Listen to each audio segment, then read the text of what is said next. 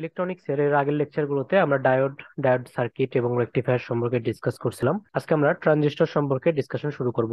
Transistor সাধারণত দুই ধরনের হয়ে থাকে, একটা হলো বিজেটি আর একটা হলো ফেট। তো আমাদের সিলেবাসে মেইনলি বিজেটি পার্টটা আছে, তো আমরা শুধুমাত্র বিজেটি পোর্শন নিয়ে কথা বলবো। তো বিজেটির ফুল ফর্ম হচ্ছে বাইপোলার জাংশন ট্রানজিস্টর। তো বাইপোলার নামটা থেকে আমরা আসি, আমরা পিএন জাংশন ডায়োড সম্পর্কে ডিসকাস করছিলাম। তো এখানে কি ছিল, আমাদের একটা এন টাইপ এবং একটা পি টাইপ দুইটা সেমিকন্ডাক্টরকে আমরা এভাবে পরপর যুক্ত করে একটা ডায়োড গঠন করছিলাম। তো ট্রানজিস্টর ক্ষেত্রে অ্যাকচুয়ালি যেটা করা হয়, দুইটা ডায়োডকে পরপর সাজানো হয়। যেমন আমরা যদি এইভাবে দুইটা ডায়োডকে পরপর সাজাই, এটা হলো এন টাইপ, এটা হলো পি টাইপ, এটা হলো এন টাইপ, তাহলে এই যে স্ট্রাকচারটা গঠন হলো এটাকে আমরা বলি হচ্ছে বিজেটি। এখানে দেখো এইটুকু পোর্শন কিন্তু একটা ডায়োড এবং আরেকটা ডায়োডকে উল্টা করে এই পোর্শনে একটা লাগানো হয়েছে।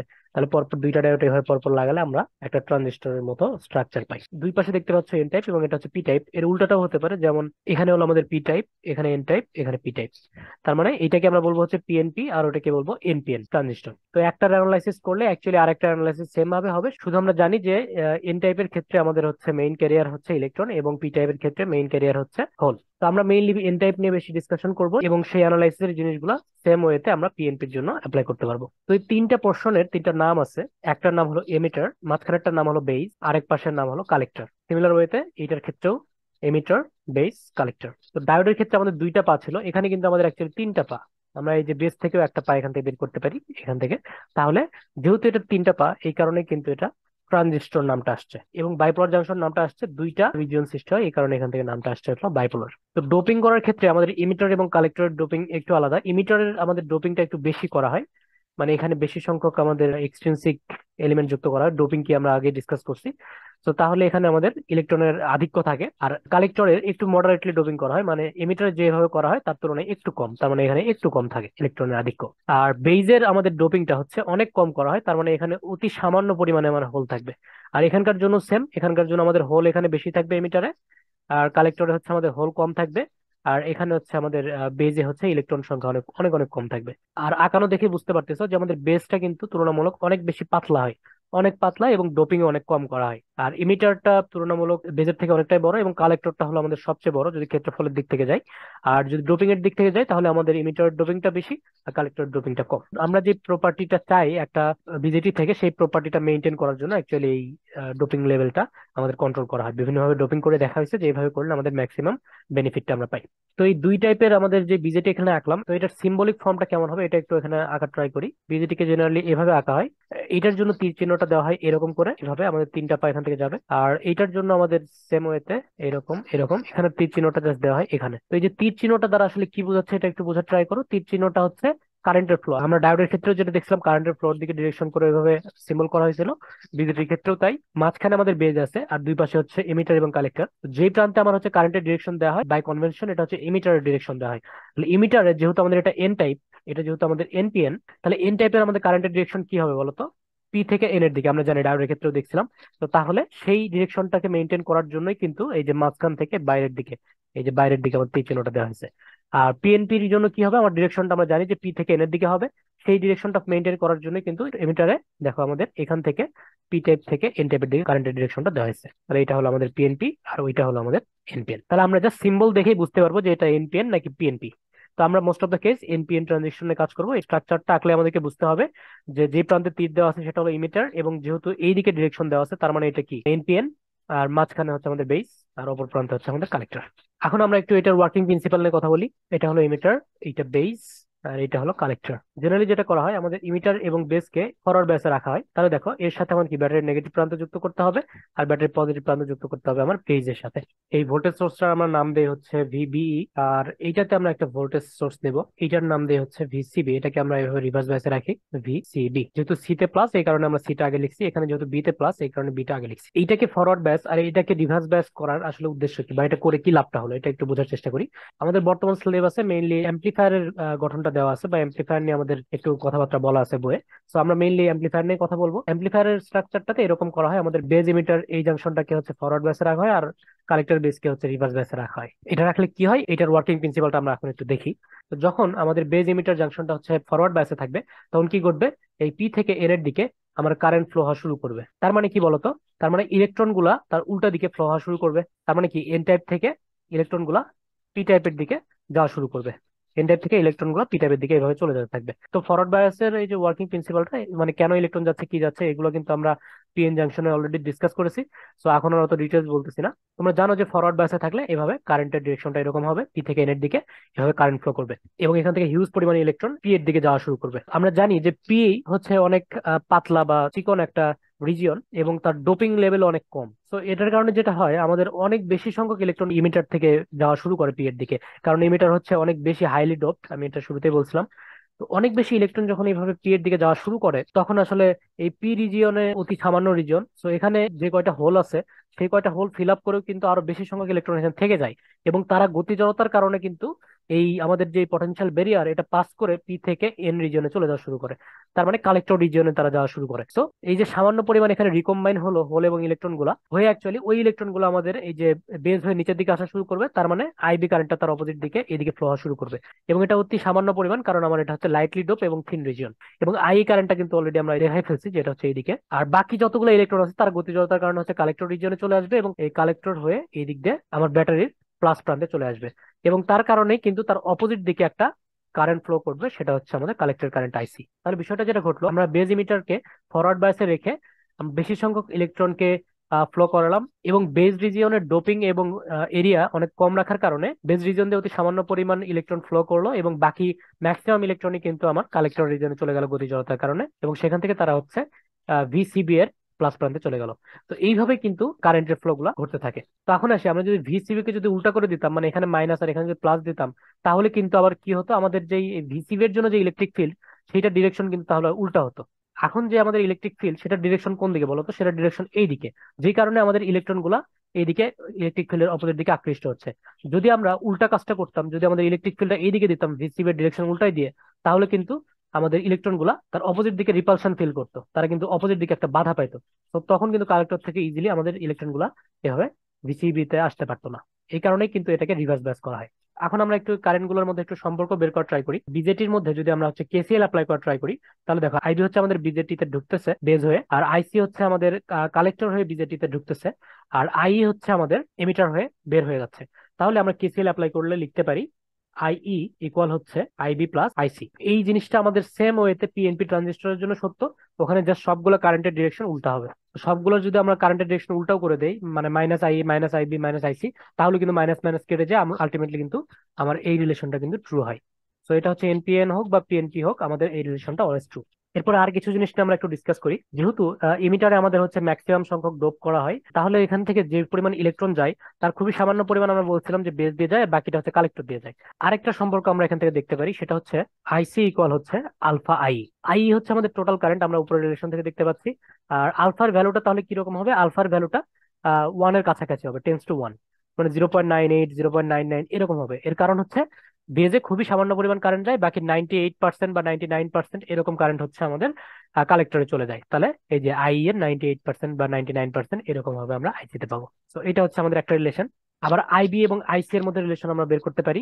আইসি ইকুয়াল হচ্ছে আমাদের বিটা ইন্টু আইবি। তো এখানে আমাদের বিটার ভ্যালুটা অনেক বেশি হবে, এর কারণ কি, আমরা জানি যে আইবি কারেন্টটা অনেক কম, যেহেতু ডোপিং কম থাকে এখানে কারেন্ট কম যায়। তাহলে কি এই বিটার ভ্যালুটা অনেক অনেক বেশি হবে, জেনারেলি 100 101 102 বা 200 এরকম অনেক বেশি হতে পারে। তো এটা ক্ষেত্র বিশেষে ডিপেন্ড করে। তো জেনারেলি 100 ধরে নেওয়া হয় আর কি।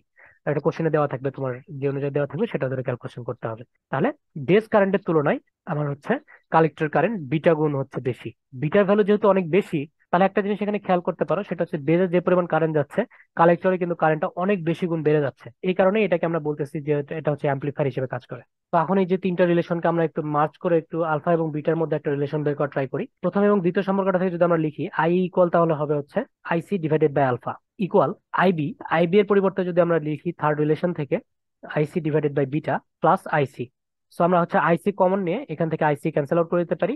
তাহলে যেটা পাচ্ছি আমরা সেটা দেখো, 1/আলফা ইকুয়াল 1/বিটা প্লাস হচ্ছে 1। এটাকে আরেকটু সিম্পলিফাই করতে পারো, এখানে লসাগু করতে পারো, তাহলে কি আসে বিটা, এখানে হচ্ছে বিটা প্লাস 1। তাহলে আমরা এখান থেকে পাই হচ্ছে alpha equal beta divided by beta plus 1। এবং আমরা জানি যে আলফা কিন্তু অলওয়েজ একের থেকে ছোট হয়, কারণ আমরা জানি যে এমিটার কারেন্টটা হচ্ছে কালেক্টরের থেকে বড়। তাহলে এখানে দেখো বিটা আর বিটা প্লাস 1 নিচেরটা কিন্তু অবশ্যই বড়, যেহেতু এক যোগ করা হয়েছে। তাহলে আমরা বলতে পারি যে এই সম্পর্কটাও ঠিক আছে।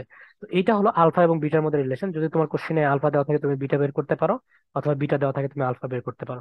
তো আমি যে যে বক্স করা চারটা সূত্র দেখাইছি, এই চারটা সূত্র অ্যাকচুয়ালি ইউনিভার্সাল সূত্র, সেটা পিএনপি হোক বা এনপিএন হোক, আমরা এনপিএন দিয়ে ড্রাইভ করছি, কিন্তু এটা পিএনপির জন্য সত্য, কারণ আমরা জানি যে এনপিএন এবং পিএনপির মধ্যে সম্পর্ক হচ্ছে জাস্ট সব কারেন্টের ডিরেকশন গুলো নেগেটিভ হয়। তো এই চারটা সূত্র যদি তোমরা মুখস্থ রাখো তাহলে অ্যাকচুয়ালি এই বিজেটি রিলেটেড যে ম্যাথ গুলো এগুলো তোমরা ইজিলি করতে পারবা।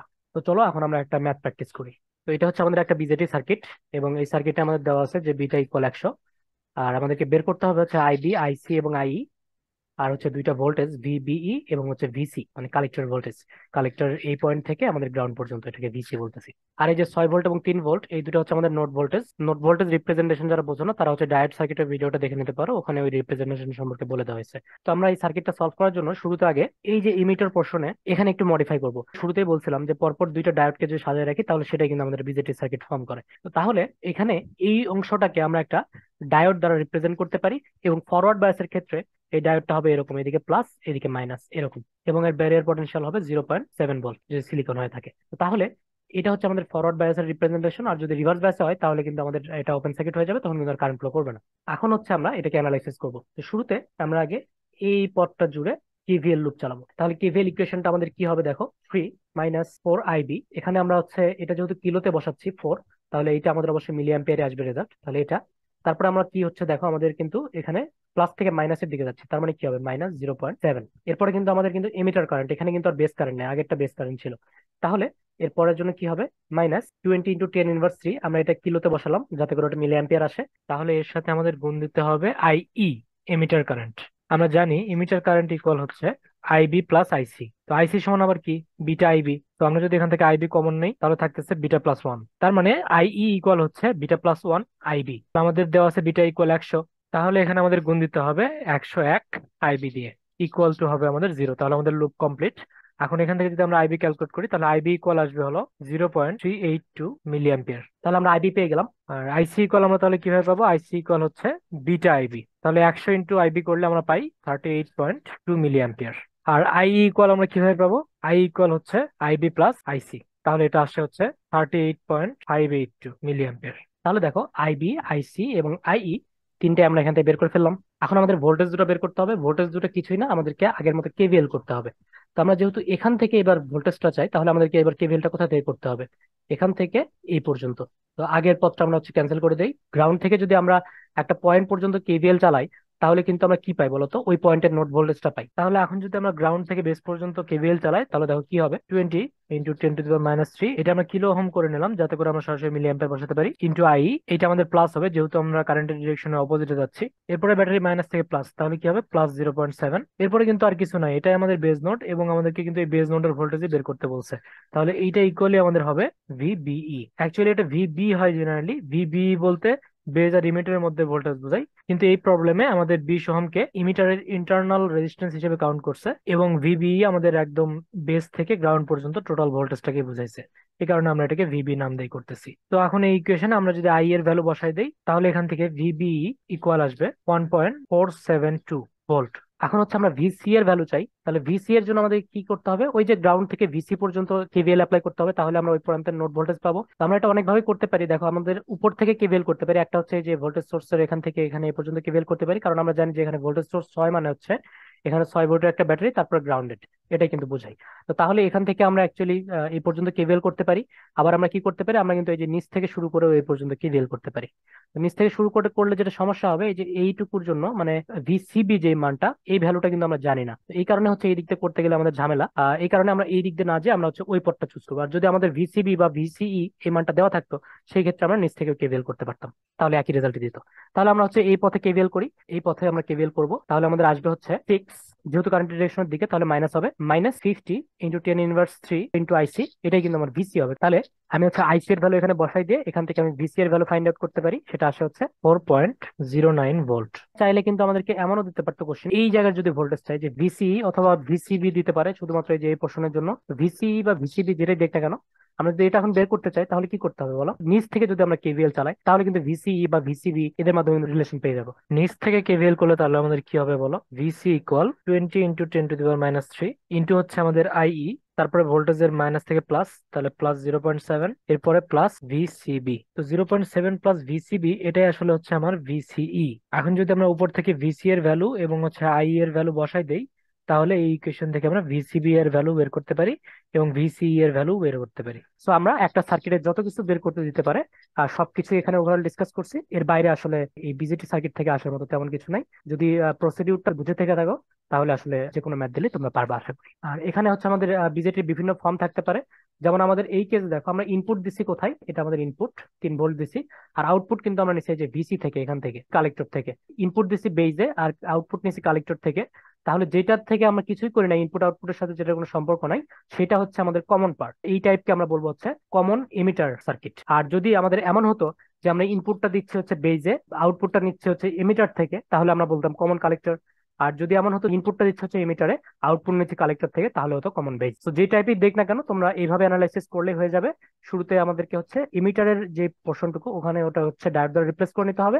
এরপরে সিম্পল আমরা হচ্ছে দুইটা লুপে দুইবার হচ্ছে কেভিএল চালাবো। তারপরে হচ্ছে আমরা ওই যে রিলেশনটা আছে আইসি আইবি আই এর মধ্যে, ওগুলো ইউজ করে আমরা হচ্ছে যে কোনো ধরনের সার্কিটই সলভ করতে পারবো আশা করা যায়। তো এর মধ্যে দিয়ে আমাদের হচ্ছে ইলেকট্রনিক্স চ্যাপ্টারটা মোটামুটি শেষ। যদি এই ফুল প্লেলিস্টটা তোমরা দেখে থাকো, আশা করি ইলেকট্রনিক্স নিয়ে আর ভয় পাওয়ার কোনো কারণ নেই। যে কোনো কিছু দিলে তোমরা আশা করি সলভ করতে পারবা। তো আজকে এই পর্যন্তই। পরের ভিডিওগুলো দেখার জন্য অবশ্যই চ্যানেলটা সাবস্ক্রাইব করে রাখো। ভালো থাকো সবাই, আল্লাহ হাফেজ।